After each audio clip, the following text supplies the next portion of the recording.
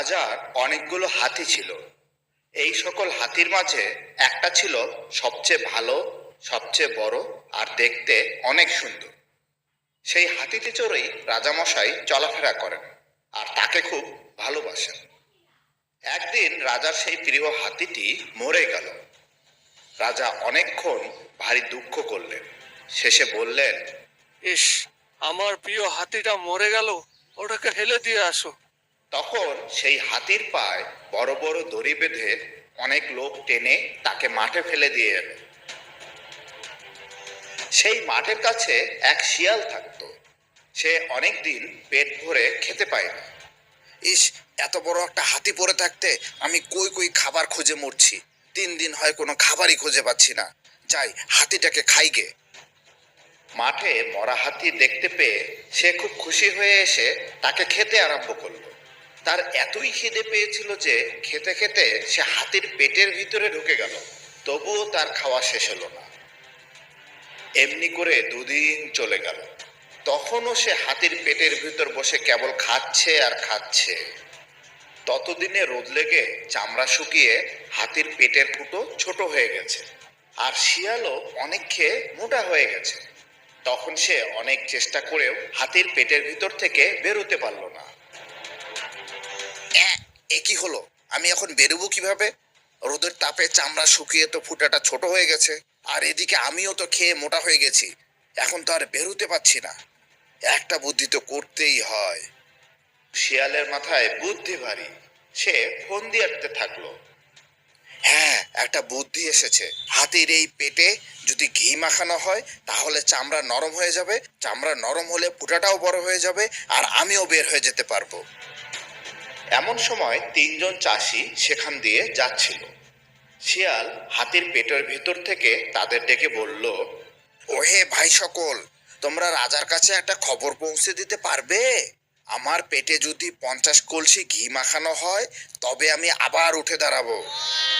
চাষিরা জানতো না যে হাতির পেটে শিয়াল আছে।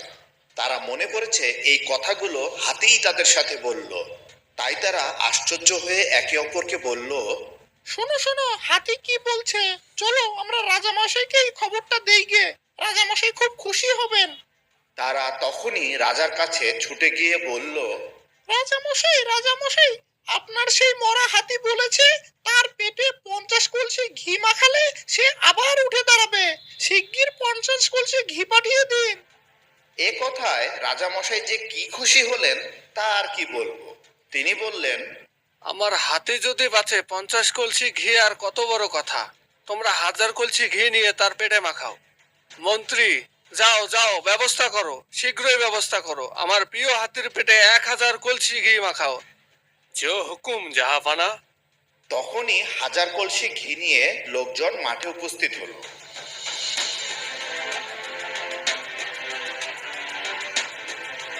তারা সবাই মিলে হাতির পেটে ঘি মাখাতে লাগলো। 7 দিন খালি আনো ঘি ঢালো ঘি ছাড়া সেখানে আর কোনো কথাই শোনা গেল না। এভাবে 7 দিন ধরে লোকজন ঘি মাখাতে থাকলো। শিয়াল দেখলো যে ঘি মাখাতে মাখাতে হাতির চামড়াও ঢের নরম হয়েছে, পেটের ফুটো ঢের বড় হয়েছে। এখন সে ইচ্ছে করলেই বেরিয়ে আসতে পারে।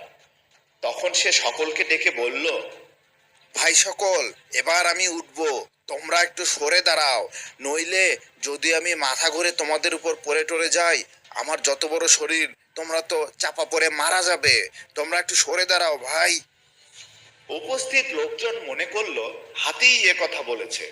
তখন সেখানে ভারী একটা গোলমাল হলো। যে যাকে সামনে পাচ্ছে তাকেই ধাক্কা মেরে বলছে, আরে বেটা শিগগির সর, হাতি উঠছে, ঘাড়ে পড়বে। এ কথা শুনে কেউ কি আর সেখানে দাঁড়ায়? ঘিটি সব ফেলে তারা পালাতে লাগলো। একবার চেয়েও দেখলো না হাতি উঠছে কি পড়ছে। তা দেখে শিয়াল ভাবলো, এই বেলা পালাই। তখন শিয়াল তাড়াতাড়ি হাতির পেটের ভিতর থেকে বেরিয়ে দে ছুট।